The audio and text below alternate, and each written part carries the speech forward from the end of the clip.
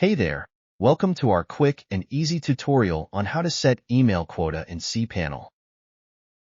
In just a few minutes, we will see how it's done. To open your cPanel account, enter your username and password and click on Login. Then, select Email Accounts.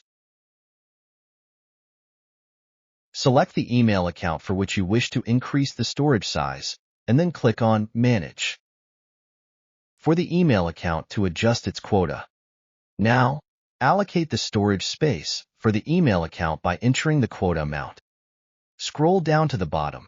Click on Update Email Settings.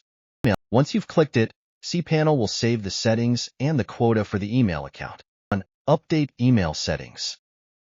We hope you found this tutorial helpful and informative.